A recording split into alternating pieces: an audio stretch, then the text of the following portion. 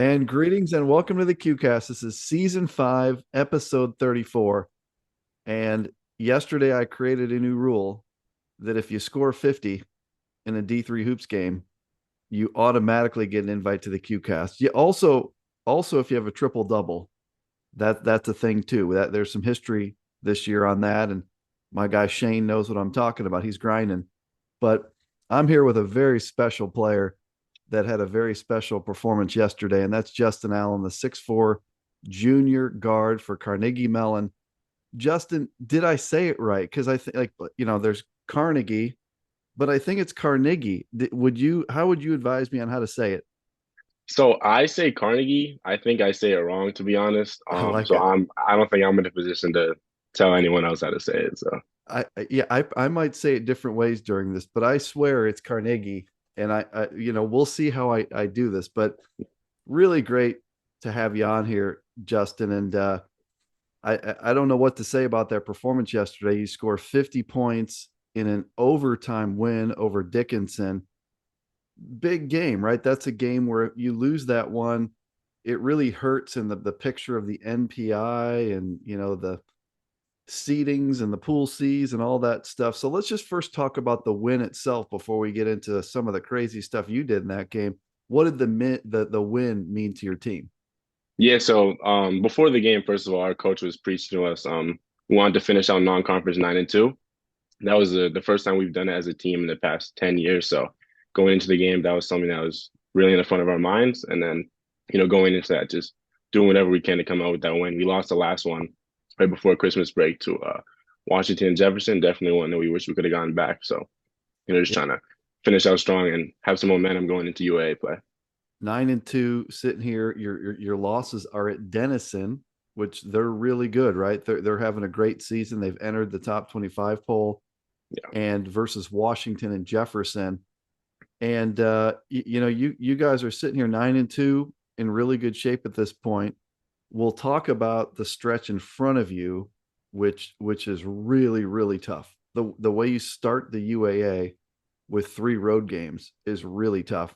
Yeah. Let's get into that. But look, yesterday was a special performance. You score 50 points, 17 of 30 from the field, 9 of 13 from three, 7 of 7 from the free throw line, 4 rebounds. We can add to that.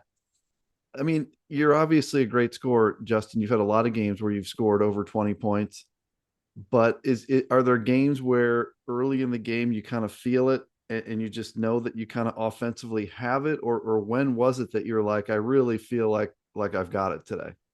Yeah. So honestly, this game, I think I started out, I missed my first couple of shots. Didn't think I really started out great. And then the three-pointers just started falling, to be honest.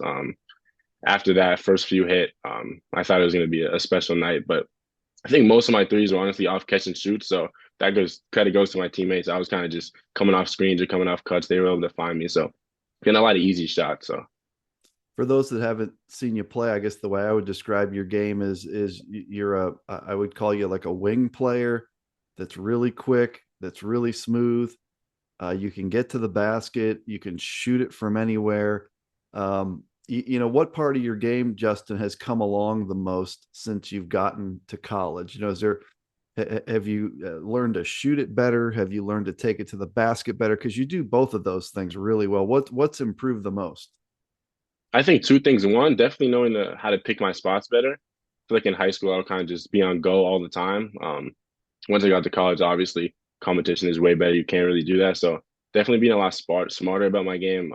Controlled aggression, I would say, and definitely finishing. I feel like I've leveled up my finishing since I've gone to college. Bigger, stronger defenders. So just having to have that in my game as well. As a scorer, I always find it a little bit fascinating. I think the true scorers can miss a few shots early and not lose confidence. I think guys that aren't as consistent might miss their first 2, 3 shots and go in a shell. I don't know why I remember this, but last year I was watching your game at Wash U, and I want to say like you missed like your first 4 or 5 shots, even missed a couple free throws, Mhm. and you end up scoring like 26, 27, 28 points, something like that. How do you stay in the game? You mentioned in this game, not really feeling it at the beginning. How do you stay in it when maybe you miss your first few? Yeah, so one is just trusting all the work I put in. Being in the gym every day, I just kind of trusted the shots will fall eventually. And then, like I said, for my teammates and coaches, just having that trust and confidence in me. They know if I miss the first few shots, they're not worried. They're gonna keep getting me the ball, telling me to keep staying aggressive. So knowing that they're confident in me really helps me a lot. There was a tweet after the game from my guy Hilltopper, who said Justin Allen might be the best player in D3 hoops, and I agree. You just might be. Now I have a hot take. This is going to be like a Yogi Berra interesting hot take right Okay. now, Justin, because I think you might be the best player in D3 hoops, and it's also possible you're not the best player on your team because this RJ Holmes dude, Oh he's, yeah. he's been a beast Oh for a long time. He's a 6'7" grad student. He's a forward, plays the low post, can step out a little bit. Check out these stats. So he's averaging 14.9 points per game, 11.7 rebounds per game. And this dude is shooting 61% from the field. So you guys kind of have a three-headed monster, but talk a little bit, if you would, about RJ Holmes, who's from Stevenson High School in Illinois. Yeah, so honestly, I tell anyone who will listen, RJ Holmes, the impact he has on the court is even beyond the stats you just named. His presence in the paint. If you watch clips, he's blocking every shot, flying across the lane, dunking on dudes. The energy he brings on the court, and then being a leader as well. And like you said, consistently double doubles every single game. It's amazing the impact that he has, and I feel like he leads us as a team. So it's been amazing playing alongside him for the past 3 years. And then another guy averaging the same exact points is Buckley DeJardin. Am I saying that Mm. right? Now, you don't even know how Yeah, to pronounce the school. Do you know how to say this kid's name? DeJardin. Yeah, I feel like people mess it up a lot, but yeah. DeJardin. Okay. I'm close enough. 14.9, 4.4, 1.6 assists. He's a 6'4 junior guard. He's also been a huge presence for you this season. Talk a little bit about Buckley. Yeah, so I came in with Buck as a freshman. He's been a huge factor in terms of just pushing each other, getting better, working out together all the time, and then on the court he's a killer. I think he's shooting 45% plus from three. So having a guy like that who can really score on the court alongside you is amazing. It definitely helps us out a lot. Now, your numbers, they're really crazy. So 27.5 points per game, 4.0 rebounds per game, 2.3 assists. You're shooting 50.2% from the field. You're 112 of 223. You're shooting 40.3% from three. These are not only first team All American type numbers, these are player of the year type numbers. So when someone says Justin Allen might be the best player in Division three, he absolutely might be. I mean, did you ever think that you'd have this kind of stat line through 11 games, Justin? That's pretty crazy stuff right there. So honestly, I feel like I've always thought I was capable. I feel like I work for things like this, work my butt off. But at the end of the day, it's definitely been kind of crazy. Seeing all this kind of all the work pay off coming to fruition. So it's definitely pretty surreal at times, but just trying to keep my head down, keep working, and there's definitely a lot more things personally and as a team that we want to accomplish. So just trying to not get too caught up in any of that. Well, I want to get your take on the work it takes to shoot the ball the way you're shooting it. When I see someone that's 112 of 223, and you're not like a low post player that's shooting the ball from 3 feet around the basket, you're shooting perimeter shots, you're shooting tough shots in the lane off the dribble. These are really tough shots to shoot 50%. You're shooting 40% from three. I know that doesn't happen like you just roll the ball out and you're a great shooter and always have been. Talk about the work that goes into being a great shooter. Yeah, so it's definitely started obviously a long time ago, just staying consistent with it. Since I've gotten here, or at least since last year, assistant coach Pat Martinelli, he's in the gym with me every single day, every morning, whether it be before class, before practice. So definitely shout out to him. Very thankful for that. But just staying in the gym, staying consistent. I think my first game I was 4 for 19 from the field and 1 for 9 from three. So definitely just staying consistent, staying locked in, and not letting good or bad games impact my headspace. And thanks to Coach for helping me bridge the gap on the QCast here. The scheduling department thanks him for the help in connecting this. Also, a huge shout out to the folks at Fox Lane High School. I Oh think yeah. they've been the most excited about this QCast appearance because I started getting notes yesterday when I started saying Justin's going to be on the show. I got some hot takes from behind the scenes that Justin Allen has always had a relentless work ethic and always been a leader. Talk a little bit about your high school alma mater because these dudes are pretty excited about this appearance on the QCast. Yeah, so Fox Lane is like my home for me. Coach Tomasi, Coach Nikki, Coach Bohr, all those guys back there, they really pushed me and helped me become the player I am today. Been in that program since eighth grade, and the coaches they've always believed in me, pushed me and known I could be great. So I really appreciate them. How did you get to Carnegie Mellon? What's the story of like I love to understand who was recruiting somebody as talented as you. So when you were in high school, junior, senior, whatever, what kind of schools were on you? Number one, and number two, how did you pick Carnegie Mellon? Yeah, so junior, senior year, I think my recruiting picked up junior summer into senior year. And I think Carnegie Mellon was one of the first or second schools that ever reached out to me. All the schools that talked to me were Division III schools. Carnegie Mellon was the only UAA school. Definitely a lot of NESCACs I spoke to. At the end of the day, it really came down to going where I was wanted. Obviously, academics played a huge role. Carnegie Mellon is an amazing school. And when I visited here, seeing the camaraderie the team had, it's really like a family here. And getting here, I can really speak on that more. It really is like a family. The guys here were close like brothers. Yeah, I think it was a great decision for me. And I'm glad I'm here. And what's your take on Pittsburgh? Do we like Pittsburgh? I do. I was honestly pleasantly surprised. I'd never been there before I committed here, but I love it. There's a lot to do, a lot going on. It's a great city. In the off season after last year, I never know what's true or what's not. But in this era of the transfer portal, I want to say your name was floating around out there as, hey, this guy might be in the portal and might be looking around. Um, what was the decision? I'm sure you had a lot of options. You could have, after your sophomore year, gone to play other places. The decision to return. Talk us through that. Yeah, so when I put my name in the portal, first of all, it was not an easy decision, but I wasn't just going out there kind of trying to go anywhere I could. I really did love it here, and it would have taken an amazing opportunity for me to leave a place like this. But yeah, at the end of the day, I felt like this was really my home. These guys here, my family, the coaching staff, I love it here. So I feel like it was just the right decision for me to come back here.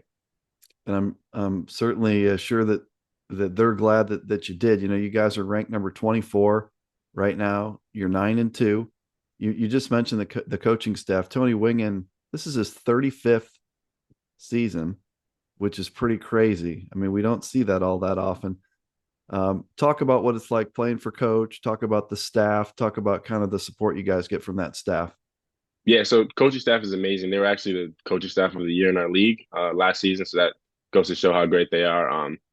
They're great. I mean, they work us hard. Obviously, Coach Wingen has been doing this for a long time, so he knows what he's doing, and they put a lot of trust in me and a lot of the guys around us since we've been young. So, like since I was a freshman here, I'm grateful the coaches have put a lot of trust in me, which is kind of rare sometimes. A lot of coaches will kind of might not look for freshmen like that to play and have an immediate impact, but I'm very grateful. Coach Wing and Coach Sloan, who left, had a lot of trust in me when I was a freshman, and then now the coaching staff is amazing. So we have Coach Graham, Coach Shaughnessy, Coach Pat, Coach Wingen. Work us hard. They're always there for us off the court as well, which means a lot. So yeah, amazing coaching staff.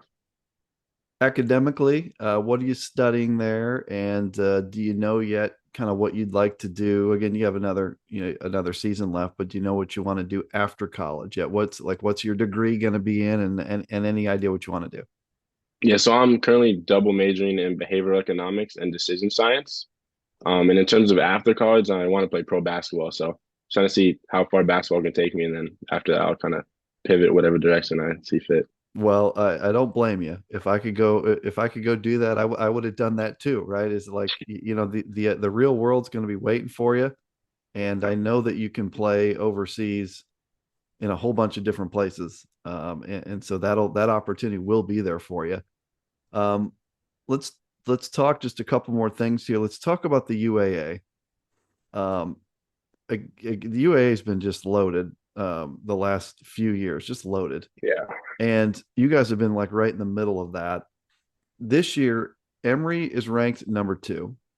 NYU is number 4. WashU is number 5. And you guys are 24. I would say this is, you know, I almost voted for Chicago this week. So I watched my guys, Illinois Wesleyan, play at Chicago. I think they might be a top 25 team.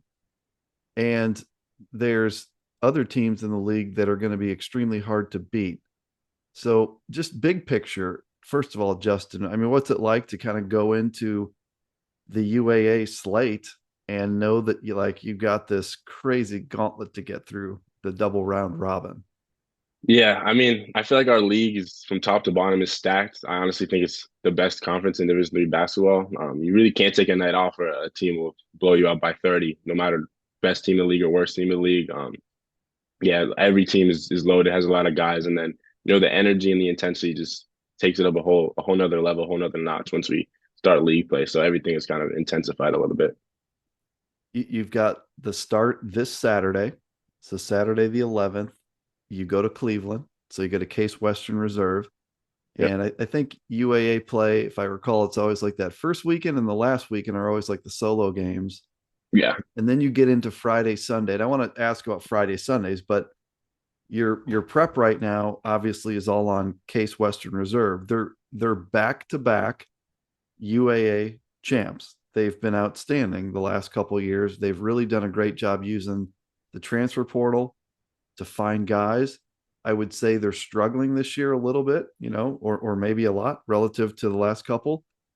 But I think you'd agree, like that's going to be a really tough game for you guys on the road. So what's the mindset going into the Case Western Reserve game this Saturday?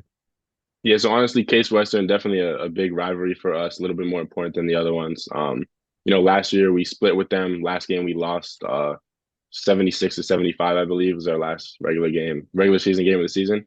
So that one stings a little bit trying to avenge that loss there. And then, we feel like once we get to league play, non-conference records really don't matter. Case Western's a super talented team that we have to stay locked in for, prepare as much as we can for, and hopefully we can come out with the win.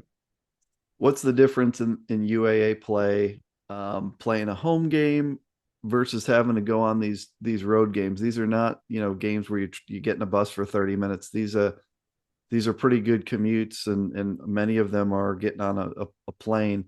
Talk like what's it like playing on the road versus home? Yeah, so first of all, I think it's amazing the opportunity we have to travel around the country for these conference games, see all these different cities, spend time together as a team. But home games are definitely different just because the routine that you have. Instead of waking up in a hotel, having to bus to the gym, we can wake up in our own bed, have breakfast, walk over to the gym, and kind of routine that we're used to. But I think once you get down to it, it's really the same thing. Once we throw up the jump ball, basketball is basketball. So. I mentioned the nasty stretch, and not that you're really able at all here to look at past Case Western Saturday, but after that you have two more road games. You have that Chicago St. Louis swing, so you go Friday the 17th at Chicago, and then you go Sunday the 19th at Wash U. And I've I've seen both of those teams this year. My team has played both of them. Those are great teams. Those are great teams that both present different problems, and they both have size, and they both have kind of elite perimeter games. They have good inside guys. I know you're not in position really to talk too much about games that are after this one, but starting with 3 road games, is that like mentally as you process that, is that kind of a grind looking at the schedule and seeing that? I mean, at first maybe, but honestly, for me, I don't mind that at all. I kind of love going into another team score and kind of beating them in front of their crowd. I don't mind that at all. But yeah, our coach always preaches just taking every game at one game at a time, going 1-0 each game. So trying not to look too far ahead to worry about home or away or all that. So. And just a couple more things, and really appreciate your time, Justin. What's the Friday Sunday thing like? A lot of people talk about that. Like I think it was Mark Edwards at WashU that kind of had the quote, "The UAA is won on Sunday mornings," which I totally buy. What's it Mm. like to play these like this Friday night, and then all of a sudden now you're playing like Sunday early? What's that kind of swing like in the Yeah, UAA? it's definitely a grind. I feel like it's taken me a little bit to get used to getting to the swing of things. And our coach says it too, Coach Wingen, that UA Sundays, even if you lose the first game, obviously you don't want to, but if you can get a win on Sunday, you can kind of salvage your weekend. And counted as a win. So it's definitely interesting. But trying to stay locked in on both days. Definitely interesting timing, but Yeah, it's just I associate UAA Sundays with I always go to the gym with my wife in the morning Sunday, and I'm always excited because by the time I leave the gym, I know that I get to go home and there's like a UAA game starting at like uh-huh. 11 a.m. Central Time, and it's just Yeah. awesome. Like I think that's one of the coolest times of the year is when D3 is in full mode and you've got those UAA Friday Sundays. You know that you got a NESCAT game on a Friday, and we're almost to that point, and we're here at UAA opening weekend. Um, just maybe another thing or two here. I asked this question, Justin, of one of the Illinois Wesleyan women's players that I had on here. Any advice you would give high school players right now that are preparing to play D3 basketball next year? So they're getting recruited. Maybe they're down to two or three D3s, or they've already committed. Any advice for what they need to do to prepare to compete at this next level, which you and I know is a very high level of basketball? What would you tell these kids? I would say one thing is don't let academics hinder your athletics, whatever you prioritize more.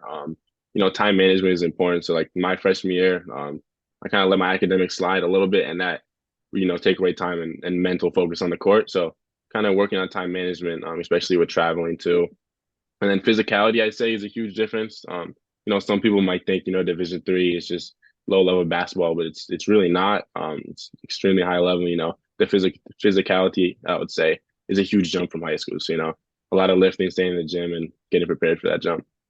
Yeah, I mean, for people that again, the D3 is glorified intramurals crowd. Come see some of these guys play in the UAA and other great leagues because these guys are monsters. And come try to guard RJ Holmes, and then tell us that it's intramurals is what I'd say. Hmm. And then final question for you, Justin. I got to ask you kind of like your YD3. You're in your third season in NCAA Division III. What do you appreciate so much? What do you like so much about Division III and being a Division III student athlete? Yeah, so honestly, I love the balance that we have, first of all, between athletics and academics. Amazing school like Carnegie Mellon, and then, all the schools in our league are phenomenal academically as well. Also, the brotherhood, I feel like, not just within our team, but throughout all of Division III sports.